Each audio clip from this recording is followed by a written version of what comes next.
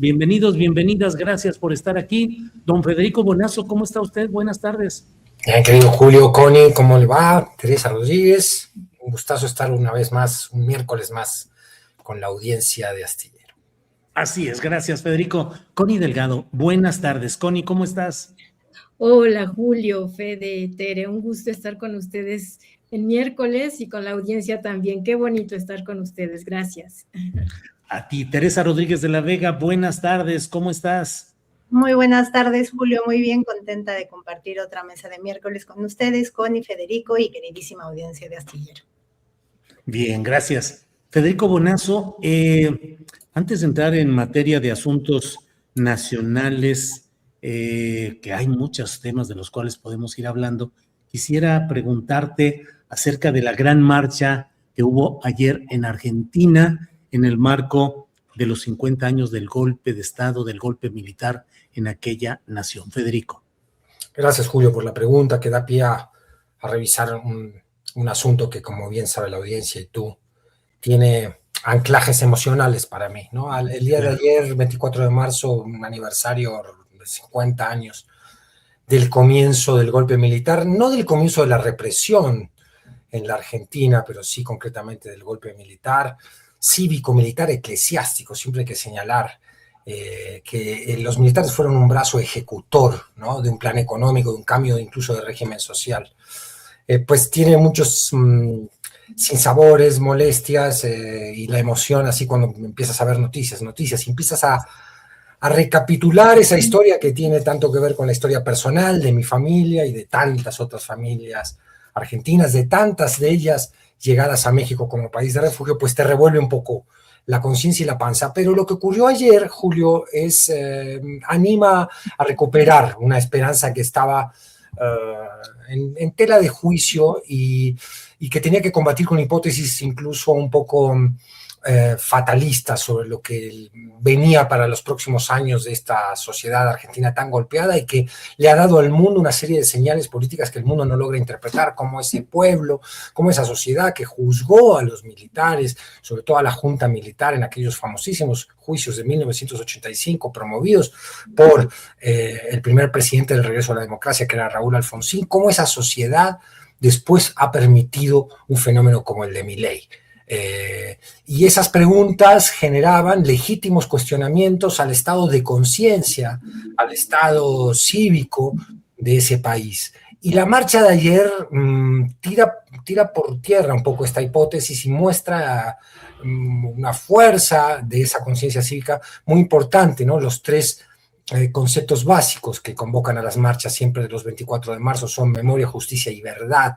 Es decir, no vamos a apostar por el borramiento de la memoria histórica, que es lo que propone el gobierno de Milei. Esto lo hizo además, ya lleva 2 años consecutivos lanzando a la sociedad, comunicando unos videos infames de tergiversación de la historia, asentamiento de esta teoría de los 2 demonios, según la cual los que resistieron a la dictadura militar son tan culpables como los excesos que habría cometido ese gobierno.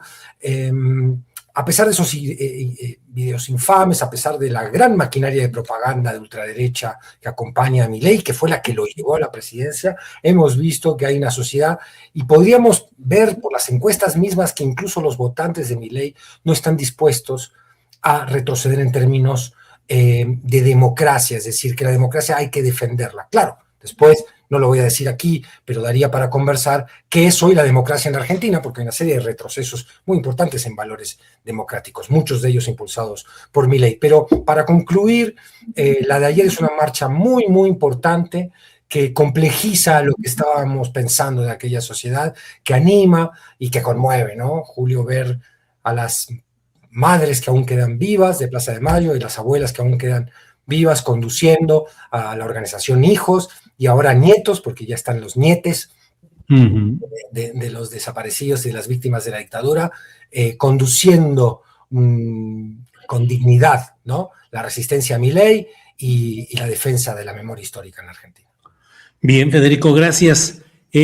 Connie, de episodios históricos tan lamentables como este tema de la dictadura militar cívico-eclesiástica que nos comenta Federico en Argentina y en otras partes de Latinoamérica. ¿Qué lecciones extraer para un México como el nuestro que trata de impulsar cambios profundos desde la izquierda o hacia la izquierda, pero al mismo tiempo la necesidad de ir sobrellevando las fuerzas de resistencia que sin fuerza electoral, pero pueden tener la posibilidad de generar golpes como los que estamos mencionando? No sé si exactamente golpes militares, pero sí golpes desestabilizadores. Connie. A mí me parece que lo más importante es la recuperación de la memoria.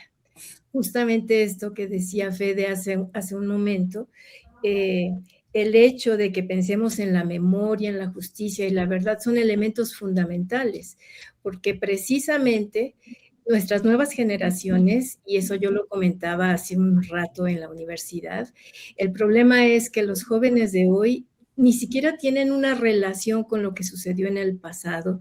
Entonces, claro, podemos repetir los daños, podemos repetir las mismas violencias, porque ni siquiera están en nuestro imaginario. Los jóvenes hoy, a partir de todas estas nuevas tecnologías, redes sociales, han perdido, digamos, la capacidad de volver al pasado, conectar con aquellos momentos de barbarie y que no debemos de volver a repetir. Entonces, nuestros gobernantes, en efecto, tienen la obligación de reiterar una vez y cada vez todas aquellas cuestiones que intentan ser borradas. El tema de los 43 en Ayotzinapa, el tema, digamos, de toda la guerra sucia en nuestro país, a mí me llama muchísimo la atención y es algo que me parece muy penoso, que en México no tenemos la posibilidad ni siquiera de llorar a nuestros muertos, a las personas que perdimos en ese momento de barbarie. Ni siquiera podemos generarles un monumento para tenerlos en la memoria, y en ese sentido pareciera que aquí no pasó nada. En efecto, que hubo una dictadura perfecta que parecía democrática, y qué es lo que está pasando en muchos países hoy en el mundo. Estaba pensando con Víctor Orbán, ¿no? En Hungría, va por su 5º periodo en 16 años y se hacen elecciones autocráticas, y eso consideramos que es democracia.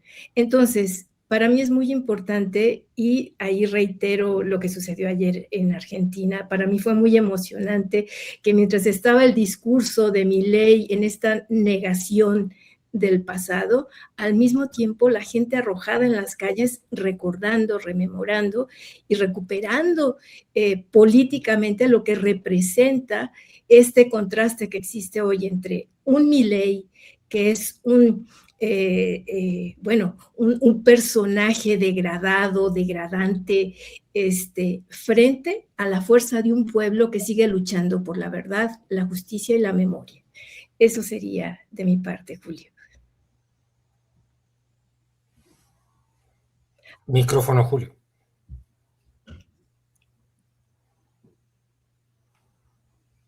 Ya.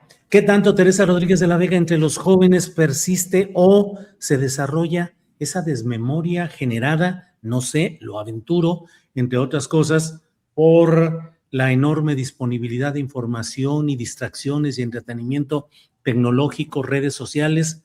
¿Qué tanto las nuevas generaciones están enfrentando su futuro con una desmemoria histórica y con una incapacidad, si así fuera, para tener las armas suficientes para enfrentar los difíciles momentos frente a poderes tan desplegados como los que ahora están actuantes, Teresa? Creo que hubo un poderoso operativo ideológico desde tiempos de auge neoliberal para desactivar el motor político que puede representar la memoria política de los movimientos de izquierda.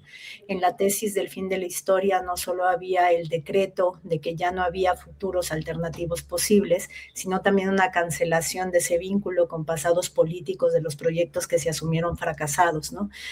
Creo que no es un fenómeno, pues, que debamos atribuir contribuir exclusivamente a una especie de cultura digital de las juventudes que los mantiene alejados como de narrativas que los enlacen con el pasado y con su propia historia como pueblos, sino que creo que es parte de la victoria parcial de un proyecto ideológico que acompañó al proyecto de radicalización de las mecánicas de explotación capitalistas implicadas como en el proyecto neoliberal. Y creo que por eso una de las más importantes tareas de la izquierda, sobre todo ahí en donde la izquierda ha logrado devenir gobierno, tiene que ver con rescatar el vínculo de los movimientos políticos presentes con la memoria política de la que abrevan. Y por eso cada vez que hay una dificultad para que, por ejemplo, la 4T se reconozca en la memoria política de Ayotzinapa o se reconozca en la memoria política de la Guerra Sucia al momento de la exigencia de que se haga justicia también en México y se juzgue a los represores. Por eso la desazón de decir, si nosotros desde los proyectos políticos que han logrado devenir Estado, no honramos la memoria política de la que abrevamos, pues estamos contribuyendo en realidad al éxito de ese proyecto del fin de la historia que cancelaba el futuro, pero que también lo hizo a partir de cancelar los lazos de la izquierda con su propio pasado militante. Y en ese sentido creo que es importante volver a traer a cuenta el trabajo político importante que se hizo en el Cono Sur y sobre todo ahora pensando por el 24M en la Argentina. Me quedo con el ánimo esperanzado de Federico y de Connie. Fíjense que yo hoy vengo como en ánimo de encontrarle el soundtrack a la mesa de hoy, y creo que sí, que la marcha de Argentina de ayer o las imágenes que llegaron desde Buenos Aires y desde otras ciudades y provincias, pienso por ejemplo en la Villa María querida de mi Paula en Mónaco, sonaba mucho a Fito Páez cantando "Quién dijo que todo está perdido", porque ayer Argentina pues nos vino a ofrecer el corazón, y ahí está, y ahí late, y ahí sigue. Bien, Teresa, gracias. Para plantear, digamos, temas internacionales y luego irnos a lo nacional, Federico, ¿qué opinas de la solidaridad internacional llegada a Cuba mediante embarcaciones, pero pues la mirilla trompista sigue puesta ahí con la asfixia energética y los problemas económicos generados, pero creo que hay que mantener la vista puesta en lo que sigue sucediendo allá en Cuba, Federico? Desde luego, por razones humanitarias esenciales, no se puede desviar la mirada sobre Cuba. Ahí está esta liga antifascista que se ha fundado hace unos pocos días, que va a organizar un festival muy importante el próximo 19 de abril para aumentar el acopio. Ya llegó el Gran MA2, llegó también esta Internacional Progresista. No falta quienes desde nuestra izquierda andan poniendo mucha energía en criticar a las diferentes manifestaciones de solidaridad con Cuba, ¿no? Estos son oportunistas, aquellos lo que quieren es la foto en La Habana, estos se van a un hotel de lujo, esto puede ser, pero creo que en este caso todo suma a favor de Cuba, toda muestra suma a favor de Cuba de solidaridad internacional.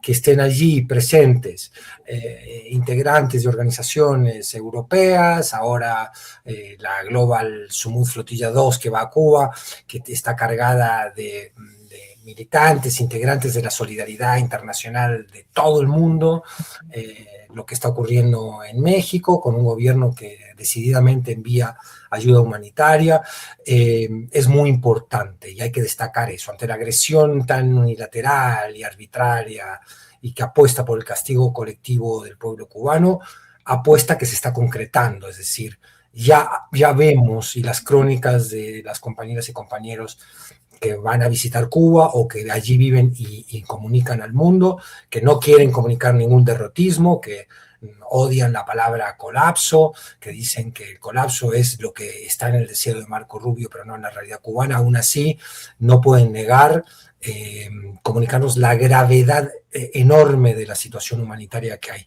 Estamos hablando ya de peligro de muerte inminente para personas que necesitan intervenciones quirúrgicas que no se pueden llevar a cabo en hospitales que no tienen energía, niños que están sufriendo, situación de hambre en la isla, es decir, tiene éxito, si es que esa es la palabra que se puede usar, el macabro plan de Trump de asfixiar aún más a la isla con el bloqueo energético. no llega petróleo, están estos barcos rusos que en teoría van a llegar, pero nunca terminan de llegar. La clave aquí es el combustible, para que no solo se pueda echar a andar todo el sector energético que depende del gas y del petróleo o de las gasolinas, sino que también se pueda distribuir la ayuda humanitaria que está llegando a Cuba. Se pueden mandar toneladas de arroz, pero si no hay cómo distribuirlas en la isla, es muy difícil que esa ayuda se concrete inmediatamente. Cuba necesita petróleo, y en ese sentido uno sigue preguntándose cuánto más va a posponer el mundo y nuestros países progresistas que tienen gestos sí, pero que no se animan a desafiar abiertamente las imposiciones, regaños y castigos de Donald Trump. ¿Cuándo va a cambiar la matriz de la ayuda y se va a convertir en el envío del insumo más importante, que es ahora, que es el del combustible o el petróleo? No podemos dejar de mirar Cuba, no vamos a dejar de mirar Cuba, porque lo decimos siempre, es el baremo mismo de la geopolítica de la región. Si dejamos ya a Venezuela que ocurriera, si ahora dejamos que siga pasando esto en Cuba, nos va a tocar a nosotros, porque el imperio no es recíproco con medidas de aquiescencia o de subordinación. El imperio dice, voy por todo, y si mañana me apetecen algunas estaciones petroleras mexicanas en el Golfo of America, las voy a tomar también, porque estos tipos, muy poco más allá de ciertas declaraciones, están haciendo para resistir, ¿no? Y en esos términos es que es tan preocupante también la situación, porque tiene que ver con nuestros propios países latinoamericanos. No se trata solo de Cuba, su régimen, o lo que la gente quiera criticar de ese régimen. Se trata de una agresión al continente entero. Bien, Federico, gracias. Connie Delgado, ¿cuál es exactamente, casi diría académicamente, cuál es el interés específico geopolítico de México en relación con Cuba? Es decir, además de la solidaridad, además de la historia, además del acompañamiento al proceso de lucha, ¿qué es lo que en términos geopolíticos México debe cuidar o hacer en términos de la relación con Cuba y el acecho de Estados Unidos? Yo creo que el papel, la relación que tiene México con Cuba es estratégica en términos de cómo vamos a salir de este entuerto, ¿no? Y yo creo que eso lo tiene muy claro la presidenta Sheinbaum, cuando todo el tiempo pone en el centro de la cuestión que no podemos olvidar a Cuba, y que a Cuba la vamos a acompañar por la vía humanitaria. Ya se están haciendo negociaciones para ver si comercialmente es posible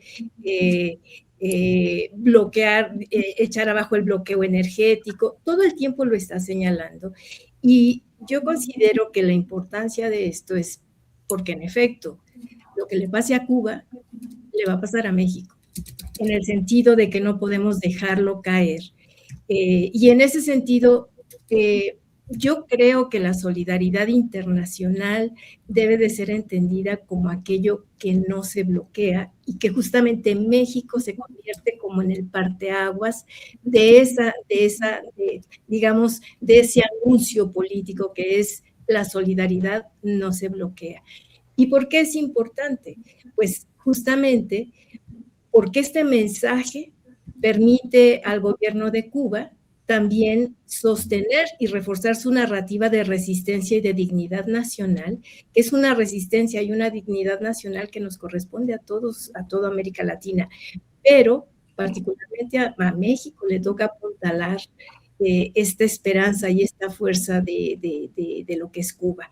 Y geopolíticamente, bueno, pues es que somos... México tiene una frontera de más de 3,000 kilómetros con Estados Unidos. Cuando pensamos en Cuba, pues también está a una distancia muy pequeñita, compartimos el Golfo, y entonces, pues de alguna manera, en términos económicos, en términos estratégicos, en términos del mismo desarrollo del petróleo, el otro día estaba leyendo que en efecto Brasil está ofreciendo a colaborar con México, con Pemex, para indagar, hacer investigaciones sobre extracción de petróleo en aguas profundas. Y en efecto, México tiene que establecer una estrategia hacia arriba, hacia Estados Unidos, hacia Cuba, pero también hacia abajo. Y entonces se convierte en un eje estratégico en términos políticos, económicos, pero sobre todo en términos de esta narrativa que permita sostener un mensaje político de respaldo para generar la esperanza y la posibilidad de que Cuba no está sola y de que Cuba somos todos. Bien, gracias, Connie. Teresa, podemos platicar un poco más adelante de la situación de Irán, las negociaciones, los planteamientos que hace Trump, en fin, pero pareciera que si Trump quita la mirada de Irán, que deseamos, bueno, que cese esa guerra infame, pues la mirilla seguirá respecto a Cuba o respecto a Colombia, donde ya incluso el propio Trump ya comenzó a acusar al propio Gustavo Petro de narcotraficante y de una serie de cosas.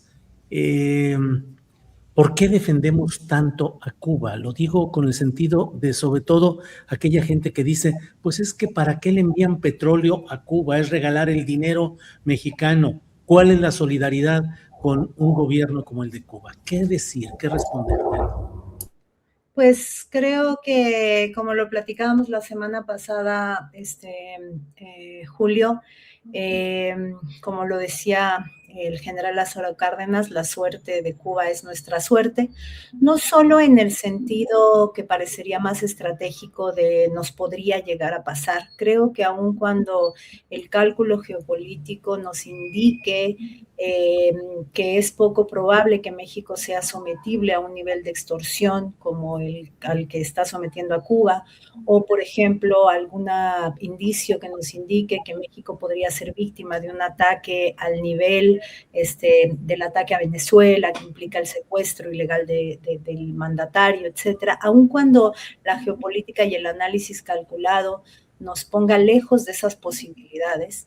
La suerte de Cuba es nuestra suerte porque este país está gobernado, México está ahorita gobernado por un ánimo que viene desde abajo, con todas sus tensiones, claroscuros y contradicciones.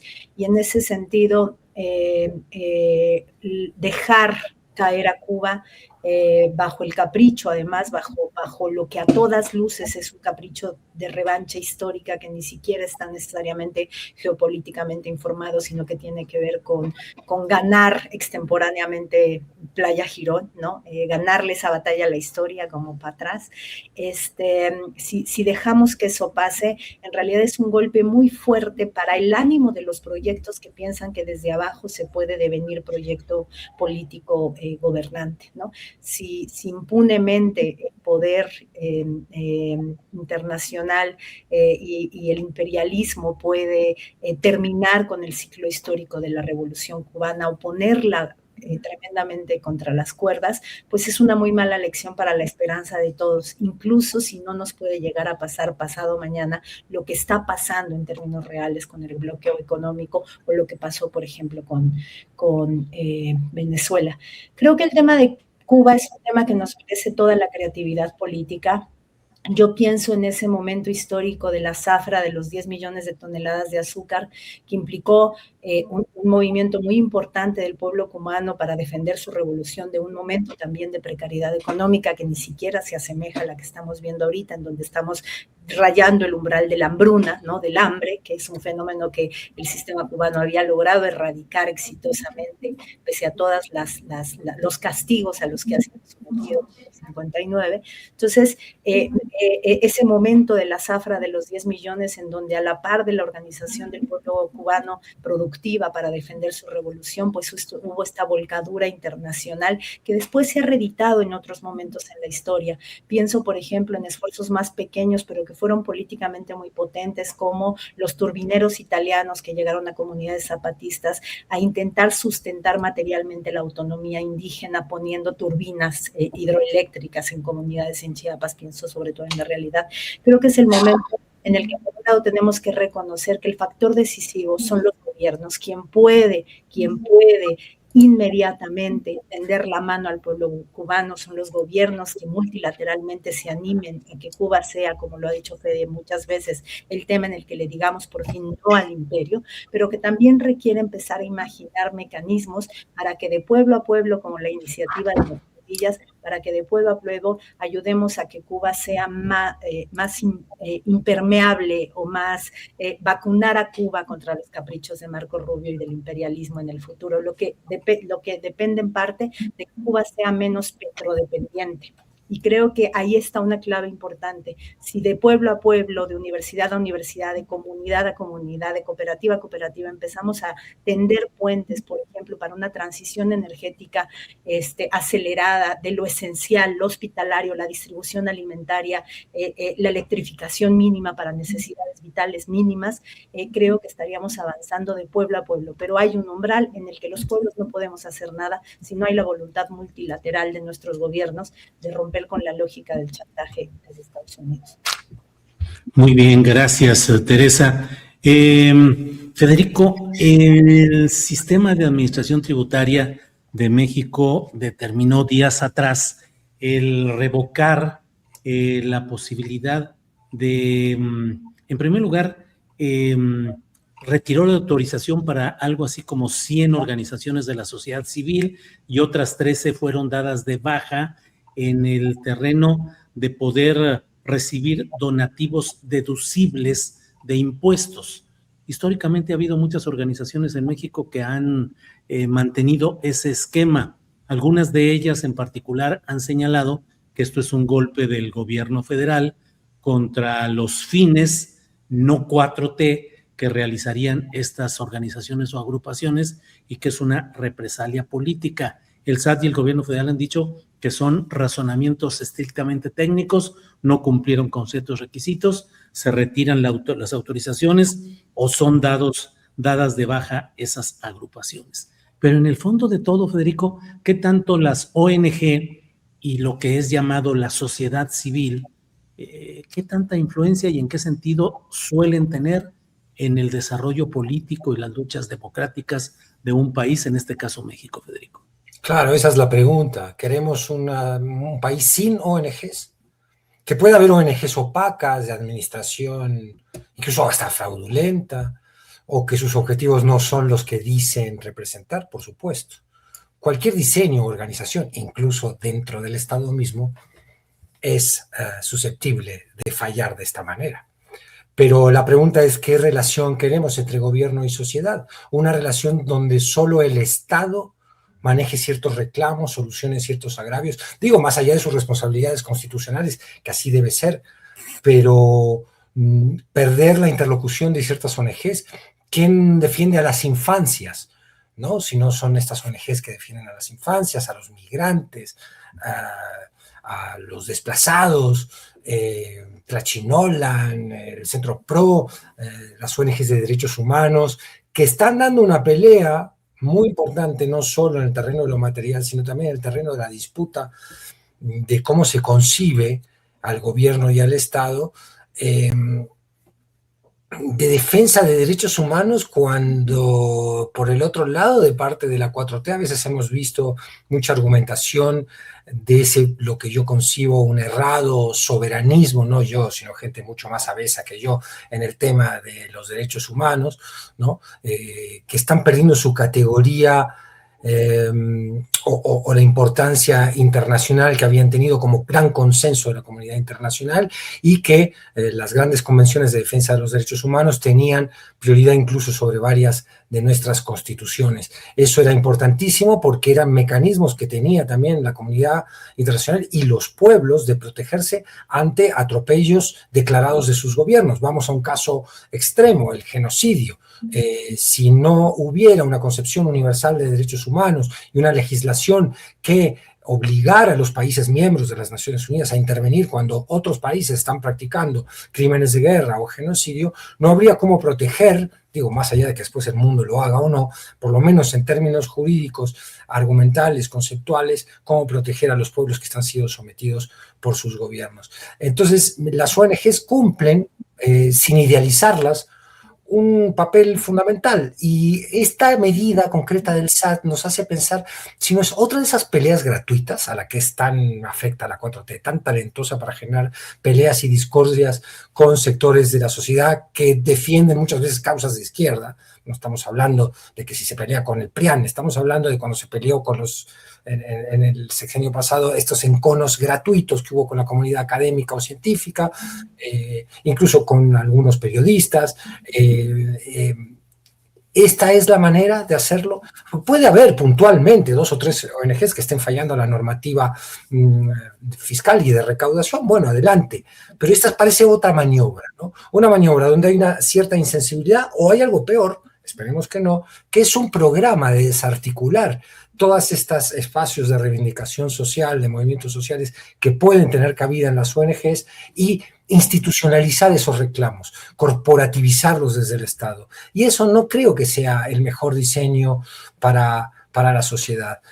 Porque otra vez, incluso si le otorgáramos a Morena una voluntad de izquierda, de justicia social y de derechos inmarcesible, no lo es eternamente. Es decir, ¿qué pasa con este tipo de maniobras o de disposiciones cuando después tienen que subsistir bajo gobiernos de derecha, que están muy en contra de la voluntad popular?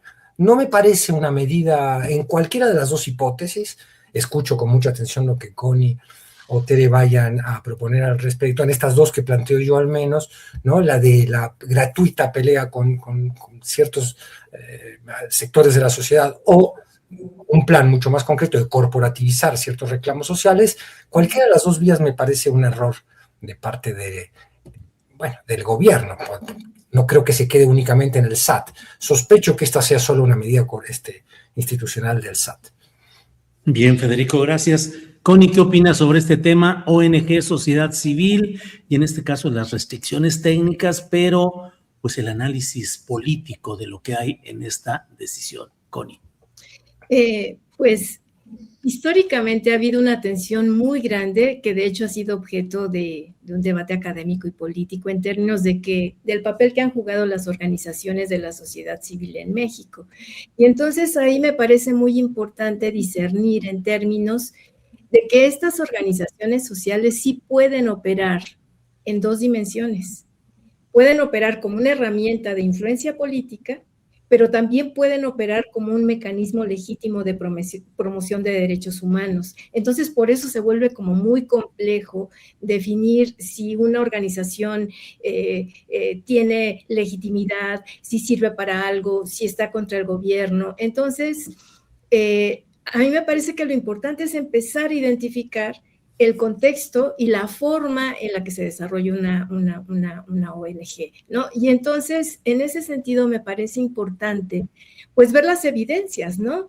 O sea, por ejemplo, hay organizaciones que operan, en efecto, en términos políticos, y en ese sentido, por ejemplo, podemos hablar de México Evalúa, pongo un ejemplo, ¿no? México Evalúa, que en el periodo de 2020 a 2024 recibió más de $2 millones de USAID, y además de financiamiento de fundaciones como Open Society, vinculadas a George Soros. O sea, recibió muchísimo financiamiento, pero al mismo tiempo, en ese mismo periodo, otra organización que se llama Instituto Mexicano para la Competitividad también recibió, creo que algo así como 600,000 millones de pesos, y bueno, estas dos organizaciones, cuando uno hace el análisis, se da cuenta que son organizaciones que participaron activamente en cabildeo en contra de la reforma energética, por ejemplo, de 2022, que impulsó Andrés Manuel López Obrador en su momento, y que en efecto ellos produjeron muchos documentos críticos financiados para defender justamente la integración energética de América del Norte, en donde se criticaban las políticas de proteccionismo del gobierno mexicano. Entonces uno tendría que ir apuntalando en términos de ver el contexto, ver el comportamiento, ver la forma de operación, para no hacer generalizaciones de que la sociedad, las organizaciones de sociedad civil no sirven o que siempre operan en contra del gobierno. En contraparte, por ejemplo, de estas dos organizaciones que acabo de mencionar, hay una organización que es financiada por la Unión Europea, se llama EU4 Equity. Esta organización fue financiada en México por 5 millones de euros, no es una cantidad menor, durante 2021 a 2027, todavía está en proceso, digamos, este apoyo, y es un programa que lo que hace es reducir desigualdades y fortalecer políticas sociales en México. Ha contribuido de manera importantísima, por ejemplo, en disminuir la hambruna y un montón de desigualdades e injusticias. Luego hay otro fondo de conjunto entre México y Alemania, y que este es operado por la Agencia Mexicana de Cooperación Internacional para el Desarrollo, que destinó 8 millones de euros de 2015 a 2024, y justamente estos proyectos estuvieron dirigidos a la gobernanza, a los derechos humanos, a la anticorrupción, y los resultados fueron evidentes, ¿no? O sea, se apoyó a más de 5.500 niños y jóvenes migrantes de Centroamérica, se implementaron iniciativas de transparencia en industrias extractivas de México, en fin, o sea, lo que quiero decir es que la respuesta no puede ser binaria o lineal en términos de que una respuesta técnica, como no funcionan porque no pagaron a tiempo o porque no llevaron a cabo su procedimiento una asociación, entonces esa queda fuera. O decir, todas son buenas y todas hay que defenderlas. Me parece que hay que contextualizar en términos del papel que han jugado estas organizaciones de la sociedad civil en México y que requiere pues de un pensamiento crítico, de una postura política de otro estilo. Julio. Gracias, Connie. Teresa, ¿qué opinas sobre este tema? ONG, sociedad civil, lucha política, participación cívica, en fin, Teresa. Yo creo que lo que está pasando ahorita nos demuestra que el término ONG ya no nos sirve analíticamente, porque es como si agrupemos en un conjunto todas las cosas que no son elotes y vamos a intentar buscarle características en común, porque efectivamente, como bien señala Connie, en el saco de las ONG tenemos que meter a un Mexicanos Primero, que ha sido un factor de complicidad perversa con el poder económico que ha atacado sistemáticamente, por ejemplo, al magisterio democrático, ¿no? De manera sistemática, y que ahorita está en el corazón del debate porque es una de las ONGs que están señaladas como que no están haciendo lo que dicen estar haciendo en términos de producción de investigación. Lo que ha producido Mexicanos Primero es un conjunto de propaganda que sustenta ideológicamente las reformas neoliberales muy enfocadas en el sector educativo, ¿no? Y entonces, ¿por qué han parado en la cosa de que somos una entidad que produce investigación? ¿Por qué han parado? Tiene que haber mecanismos como de incentivos o de facilidades fiscales que permitan que los intereses económicos implicados, por ejemplo, en la reforma educativa, por la vía de la ONG, participen en la agresión sistemática del periodo neoliberal contra el magisterio, ¿no? y la educación pública en términos generales. Después tenemos un mundo de sectores, digo, para generar solo 3 paquetes, porque es mucho más complejo el tema, pero después tenemos un mundo muy complicado de forma ONG que le presta su infraestructura, su firma, su legitimidad, su financiamiento a causas muy nobles y al mismo tiempo a causas absolutamente nefastas. Pienso, por ejemplo, en artículo 19, ¿no? Al amparo del cual ha habido importantes procesos de visibilización de la violencia que viven los periodistas en el país, pero que también está participando actualmente en la maquinaria de propaganda contra el pueblo de Cuba y su gobierno soberanamente decidido por su población, ¿no? Entonces, está también ese umbral de cómo clasificamos a eso, ¿no? Y por el otro lado, pues, espacios de la sociedad civil organizadas que se han adherido a la forma ONG, o Organización de la Sociedad Civil, que representados por ejemplo, por la chinola, ¿no? Al que difícilmente, incluso si rastreáramos sus financiamientos, a los que difícilmente podríamos encontrarle gestos de complicidad con poderes económicos. Entonces, creo que cuando uno analiza las ONGs, tiene que analizar los intereses de qué sectores, y en la cosa más clásica, los intereses de qué clase están defendiéndose al amparo de esta figura de la organización no gubernamental, porque lo que sí ha pasado en este país, y creo que tenemos que hacer frente a eso, es que la figura de la sociedad civil, el concepto mismo de sociedad civil, ha tenido un acelerado deterioro y hoy en día, por lo menos en la narrativa, es un instrumento de la oligarquía desplazada del poder político. Como no están ya en lo gubernamental, hoy en día es el sector de lo no gubernamental, así de amplio como suena, desde donde opera el poder económico para intentar incidir. Y si entonces alguien envejeció mal, pues es la señora sociedad civil a la que el subcomandante Marcos le escribía sus comunicados, ¿no? Porque ese es el concepto al amparo del cual, por ejemplo, hoy actúa Claudio X González. Entonces creo que es un tema súper complejo. Bien, Teresa, gracias. Federico Bonazo, hoy se realiza la votación en el Senado. Hoy está programado pues que se vote en el Senado el tema del Plan B, que con todos sus asegúnes pues ha ido ahí caminando, llega a su definición. Hoy el tema crítico es la fecha de ejercicio de la revocación de mandato, si es que así fuera solicitado por un volumen porcentual de ciudadanos, pero que no sea en 2027 concurrente con las elecciones intermedias. Es lo que pretende particularmente el PT. Pero más allá de eso, vote como vote hoy el PT en el Senado, ¿qué estará pasando, Federico, en esa alianza electoral 4T? ¿Qué percibir, qué tratar de interpretar en un proceso pues tan peculiar o extraño de una disidencia interna por un partido menor en la alianza como es el PT, Federico?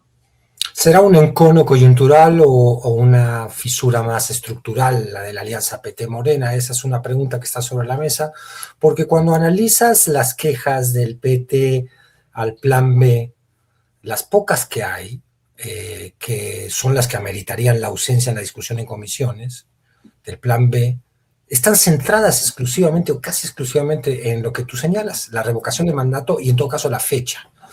Con esto decimos incluso que se ha especulado con que se saque lo de la revocación de mandato del Plan B para que pueda circular el resto del plan, que ya tendría que ver nada más con el tema del financiamiento local, a los congresos locales, los regidores y todo ese asunto que tiene sus vericuetos interesantes.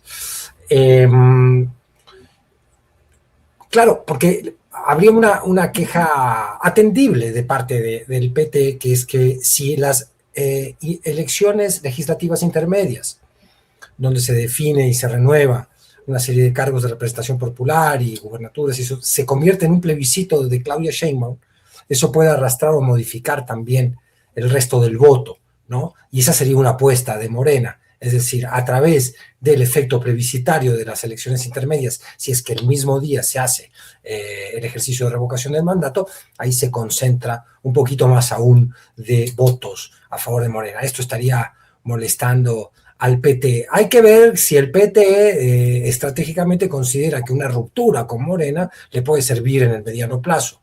Y si calculan que no, lo que hoy parece este encono, que no sabemos muy bien qué tan profundo es, se disipará, ¿no? Así lo veo un poco, Julio. No tengo más elementos para arrojar conclusiones que pudieran aportar alguna idea original sobre este asunto. Lo veo muy concentrado ahí porque el mismo PT de lo que se queja es de la revocación en sí, de que la presidenta pueda hacer campaña por sí misma, por decirlo de manera rápida y coloquial, y de la fecha, por tanto, ¿no? Si se modificara la fecha, acaso bajaría un poco la molestia del Partido de los Trabajadores. Bien, gracias, Federico. Connie Delgado, ¿qué opinas de este tema? ¿A qué se deberá este jaloneo interno de los aliados electorales partidistas de la 4T? Connie. Yo creo que sí estamos observando el paso a una nueva etapa de esta alianza electoral que dio el triunfo a Claudia Sheinbaum en 2024. O sea, yo sí considero que sí estamos pasando a una nueva etapa. Y claro, el detonante fue la iniciativa de la reforma electoral del Plan A, ¿no? O sea, justamente, ¿qué fue lo primero que entró en la disputa? Pues fue el dinero y la supervivencia del PT y del PBM, eso era a lo que ellos apelaban, ¿no? Hablaban de que si la reforma proponía cortar el 25% del financiamiento público a los partidos políticos y además modificar las reglas de distribución, pues ellos no estaban de acuerdo, porque claro, era como esa fue la línea principal de quiebre, porque eso ponía en cuestión pues su supervivencia como tal, ¿no? Por la manera en que han venido actuando históricamente estos dos partidos pequeños que se han ido acomodando, pues dependiendo, digamos, de los partidos más hegemónicos. La segunda cuestión tiene que ver, en efecto, con esto que planteaban del miedo a un partido hegemónico. Pero en realidad no era el miedo al partido hegemónico, era el miedo a desaparecer ellos, ¿no? Era el miedo, más allá del dinero y de esta preocupación, que digamos es un primer plano, también había un temor político de fondo en términos de que la agenda de Morena buscaba eliminar la pluralidad y eso significaba la desaparición de estos dos partidos en el corto o mediano plazo. Y al mismo tiempo eso está vinculado a lo que reclamaban de las listas, de la defensa de las listas plurinominales, porque claro, implica reducir su representación. Y luego, yo diría, o sea, este fue el primer detonante. ¿Cuál es el segundo elemento que es muy importante para cambiar esta lógica de alianza? Pues las elecciones de 2027, porque en efecto lo que se abre ahorita es la disputa por las candidaturas de cara a estas elecciones y ambos partidos están apostando por ir en solitario o por lo menos con ciertos aliados en los que ellos consideran que van a obtener mayor ganancia. El PBM, obviamente, con San Luis Potosí, ¿no? O sea, se va por la libre de San Luis Potosí y considera que va a ganar San Luis Potosí. Y en el caso del PT, pues evidentemente está vinculado al tema de Zacatecas. O sea, ellos en realidad, ahí hay acuerdos con los Monreal en términos de que al PT le interesaría ir por esa vía, y claro, eso iría en contra de Morena, porque Morena no está apostando por esa candidatura, por el nepotismo y por todo esto, pero al PT sí le interesa. Entonces, este tercer elemento también está jugando de manera discordante. Y luego en el plan B, de algún modo, lo que se empieza a abrir aquí es pues que cada uno de estos partidos empiezan a exigir el pago por concederle a Morena la mayoría calificada en el Congreso. Entonces, claro, ellos ya se sienten con la fuerza y con la potencia para exigirle esto a Morena. Entonces, son elementos que están jugando, desde mi punto de vista, digamos, en lo inmediato, pero que esto está empezando a abrir esta idea de la democracia de mercado. Es decir, los partidos políticos ya no están dispuestos a ir en unidad, en alianzas con todo, sino que están dispuestos a negociar en cada caso en una especie de democracia de mercado, como hablaba Schumpeter en el siglo XIX, ¿no?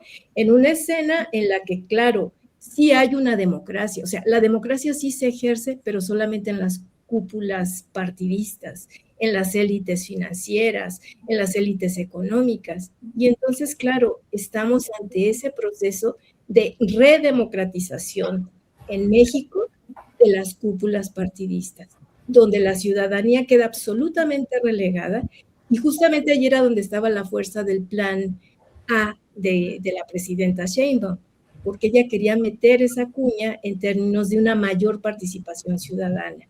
Por eso lo desechan los partidos, fundamentalmente los aliados, obviamente también los opositores, pero digamos, en este ejercicio, lo que yo empiezo a ver es que ya no va a operar una alianza que actúe de manera unificada en bloque, sino que se va a ir negociando aspecto por aspecto, y en ese sentido se van a ir estableciendo las nuevas alianzas, porque eso, claro, le va a dar más fuerza a estos partidos políticos, porque siguen siendo fundamentales para completar, para que Morena complete la mayoría calificada. Entonces están jugando en dos bandas, en términos de ya la competencia autónoma, pero al mismo tiempo negociar cuestiones específicas. En efecto, la ciudadanía ya solamente miramos. Bien, Connie, gracias. Teresa, ¿qué opinas de este tema? PT, Alianza 4T, divergencias internas, degradación de las posibilidades de las alianzas electorales para reformas constitucionales con votación calificada, Teresa. Yo creo que lo que está pasando, Julio, y lo que pasó del plan A al plan B, sí es una señal de que la 4T ahorita, por la forma en la que decidieron también conformarse como alianza opositora, sin una línea ideológica que claramente los uniera y los vinculara al mismo proyecto nacional, se está agotando. Me parece que sí es verosímil pensar que la reforma electoral fue la frontera entre una 4T que impactaría en el proyecto de nación y una 4T que en realidad ya solo tiene números para hacer reacomodos de asuntos de mucha menor importancia política. Con esto de importancia política pienso como en la distinción clásica entre los asuntos de la gran política, según Gramsci, y los asuntos de la pequeña política, de la grilla, la de las prebendas, de la cúpula que se enquista en los lugares de la toma de decisiones, ¿no? Porque bien que mal el plan A era el que ahora llamamos plan A porque no salió, la reforma político-electoral era una reforma política del sistema electoral, pero era una reforma política, es decir, se intentaba como cambiar la lógica de la conformación de la representación proporcional, empoderando a las estructuras partidarias y militantes por sobre las cúpulas partidarias. Y eso daba una posibilidad a que la pluralidad partidaria expresara de manera un poco más saludable o expresara a punto, porque ahora no lo expresa, los proyectos políticos que se supone están en la base de las posiciones políticas de los distintos partidos, ¿no? El plan B ya no es eso, el plan B en realidad para todos, no solo para la oposición y para el PT y el PBM, para todos es de un cortoplacismo y de un sacar algo, de una inmediatez de a los 3 años, es decir, es una discusión parlamentaria que se centra además de las regidurías, etcétera, pero ni siquiera la atención política está puesta ahí. En donde se centra la atención política es si Morena puede jugar a que la revocación le juegue a favor para paliar los efectos del voto de castigo en el interior de la República, cuya experiencia inmediata del 21 les dicen que es un elemento del que hay que cuidarse, y los otros partidos viendo cómo hacer para que la revocación de mandato no los condene más a la pequeñez absoluta, y en eso va muy comprometido el PT, ¿no? Es decir, el PT está intentando salvar el pellejo porque sabe que post plan A, el voto de castigo hacia el PT, que ni siquiera tiene la infraestructura clientelar que podemos encontrar en un San Luis Potosí o en un Chiapas con el Verde, ¿no? Sabe que está arriesgando incluso su propio registro. Y como yo dije hoy, Julio, que venía en ánimo musical de poner un soundtrack, yo oyendo a Lito y oyendo algunas interpretaciones acerca de la posible futura cercanía de MC con el PT, sí creo que le podemos dedicar a Alberto Anaya aquella de "Ven de cara tu amor", Alberto Anaya, porque ahí anda. Bien. Gracias, Teresa Rodríguez de la Vega. Federico, Connie, Teresa, llegamos al final del programa. Nos toca espacio para el postrecito. Federico, ¿qué pones sobre la mesa, por favor? 2 cosas muy rápidas. Le mandé a Alex un cartelito de hoy vamos a presentar un libro muy padre, muy lindo, que es este libro de aquí, Músicos de a pie, que es un libro de fotografías de Mariano Aparicio, con textos de varias autoras y autores. Yo tengo el honor de haber contribuido con uno dedicado al organillero, la figura popular, maravillosa del organillero, y se presenta en la Fonoteca Nacional a las 19 horas, ahí en la calle Francisco Sosa, en Coyoacán. Invitadísimas e invitadísimos a asistir a esta presentación de un libro, que verdaderamente es un libro de fotografías hermoso, lleno de textos, más allá del que habla, muy valiosos y muy interesantes sobre los músicos populares. Y luego comunicarle a la audiencia el éxito de la segunda asamblea de la Liga Cultural Antifascista, que se llevó a cabo también en Coyoacán el día lunes, donde, como ya les había anticipado en la primera intervención, va a haber un festival muy importante el 19 de abril, invitar a la audiencia Astillero que esté vinculada sobre todo con la comunidad cultural, artística, pero por cultural entendemos muchísimos otros ámbitos, incluido el académico, por supuesto, el periodístico, a participar en esta liga creciente de resistencia a la ultraderecha, una liga que tiene muchísimas iniciativas muy padres. Algunas es ir a conversar con las chavas y los chavos en las escuelas, en las universidades, hacer este festival y presentar un poco de cordura y sensatez ante el avance de las narrativas falaces de la ultraderecha y de los planes concretos que también tienen en México, por supuesto, no solo en otras partes del mundo. Bien, gracias, Federico. Connie Delgado, postrecito, por favor. Bueno, pues a propósito de las celebraciones que está haciendo Tere y que dice que en efecto me sumo al soundtrack de cosas, quiero pues en esta ocasión celebrar 2 derrotas de la ultraderecha en Europa. O sea, Sí. referir a las derrotas el domingo pasado, la izquierda en Francia arrasó en la segunda vuelta de las elecciones municipales, consiguió su triunfo, bueno, reviró en París, en Marsella y en Lyon, que son las 3 ciudades más importantes, y claro, esto hizo que se desplazara el partido de Marine Le Pen, que estaban apostando por conseguir por lo menos Marsella, y quedaron relegados, también iban por Nimes, por Toulon, y no lograron ninguna de estos objetivos.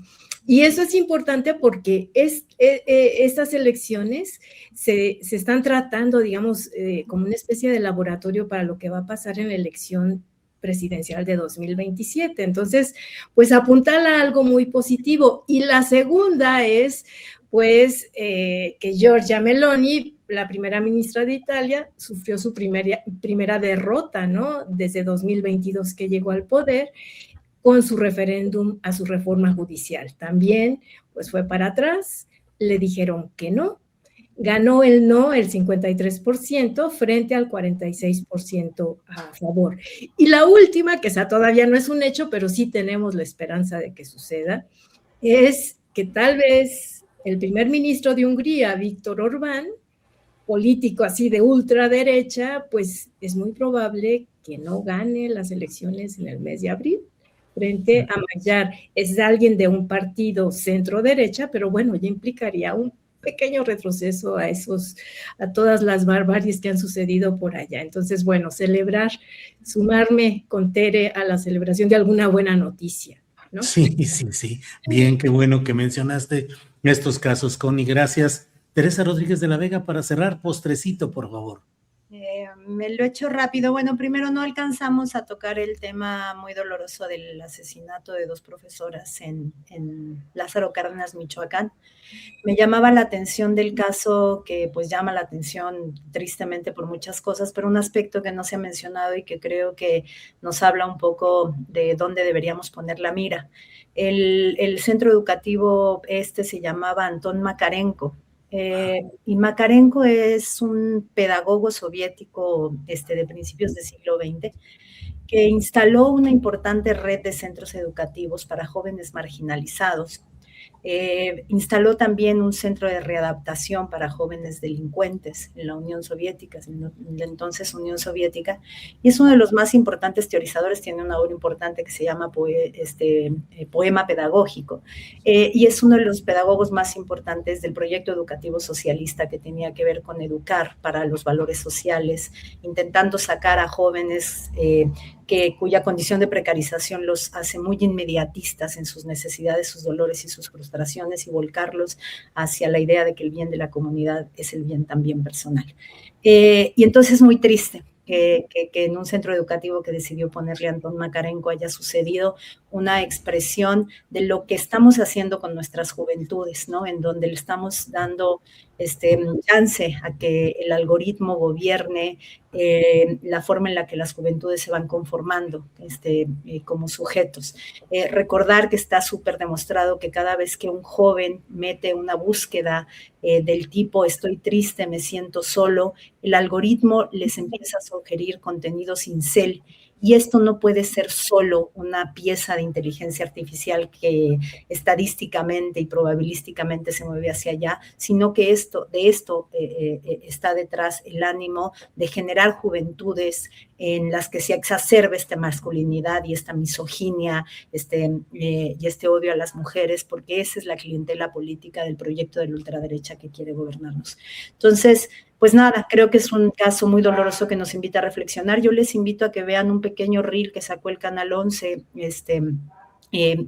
lo vi en las cuentas de Luisa Cantú, en donde nos invitan a decir, ojo, que el tratamiento mediático que demos a este caso puede ser parte de la solución, pero también puede ser parte del problema, ¿no? Si empezamos con el énfasis de la historia personal del chavo, auspiciando un tratamiento morboso, vamos a estar contribuyendo a esta red en la que nuestras juventudes están siendo víctimas de esta como formación de masculinidades violentas. Y nada más, bueno, eso porque no abordamos el tema, y nada más, Diana me lo ganó ayer, madruguete tremendo. Paula Muñoz va a estar aquí contigo, va a estar creo que el viernes, no sé cuándo va a estar. El viernes, 1:30. Mañana se estrena La Fiscal. Yo tuve el hermosísimo privilegio de ver una versión previa de esta serie documental y de verdad doy fe de que es una pieza que demuestra no solo la muy valiente labor de Sayuri Herrera, que desde el activismo llegó a intentar cambiar el modo en el que se imparte justicia en casos de violencia contra las mujeres, sino que también es muestra fiel de lo mejor que nos ha dado el periodismo acompañante del tipo que hacen Miguel Tovar y Paula Mónaco Felipe. Así que, pues, dense una vuelta a esa grandísima, monstruosa plataforma, porque desde mañana hay que darle muchas vistas para que el algoritmo, por una vez en la vida, nos juegue a favor. Eso, muy bien. Gracias. Yo aprovecho para un postrecito mío personal.